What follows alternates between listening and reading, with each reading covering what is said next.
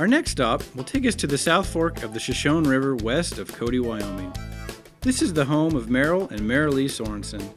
This is dry, windswept country, but with irrigation water out of the river, they have productive hayfields and pasture.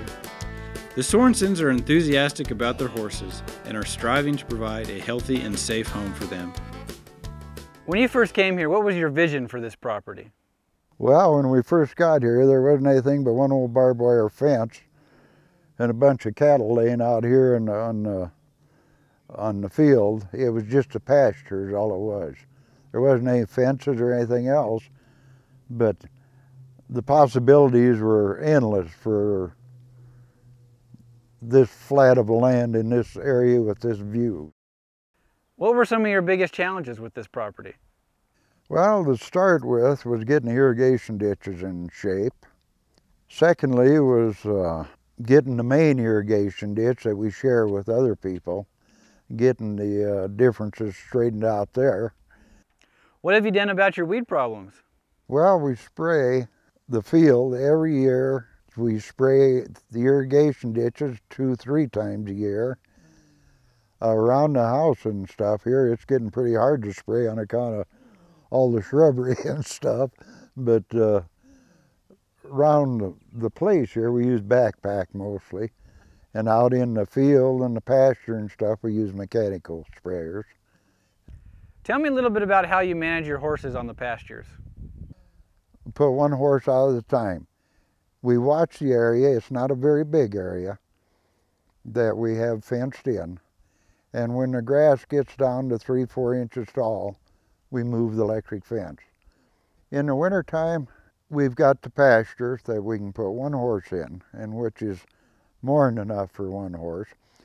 Then we got the hayfield we can put the other horse in. And so they do quite well in that rotation way. Now, do you also feed your horses some of the hay that you produce? Yeah, we do. We don't want them to have that much green grass in the summertime so they don't founder or anything. But yet they're out long enough to have exercise and be out of a corral. So to supplement the little time we have them out, then we feed them regular hay. Now, you keep your horses separated. Why do you do that? History. When we first came here, we had 5 horses, and they pretty much got along very, very well. And then we incorporated a mare, and we had some difficulties. And so we just decided that we had some horses that were hurt, and we had to separate them. And we just decided from that point on to just kind of keep them separate. That it was just better that way for their health. You know, you hate to walk out in the barn and see a horse with a cut or something, and we have enough stalls and pastures and paddocks to separate them, and that's what we do. Do your horses have different dietary needs? Some take a little bit more hay and grain than the others. It seems like you're real careful about how much you feed your horses. Our hay is very, very good, and so we really have to be careful about how much we give them. What does that grazing muzzle do for your mare? Well, it gives her some freedom to be out in the horse pasture. She usually, when I let her out, she just takes off at a run. She loves to run, and so she has some fun out there. And then it's just got a small little hole, and she's learned to pretty much take her head and go straight down so that she can get a couple little snippets of grass, but not a whole lot. And so it keeps her busy, and she just goes around, but she doesn't get a whole lot. As I look around your property, it looks like it is really horse friendly. How do you do that?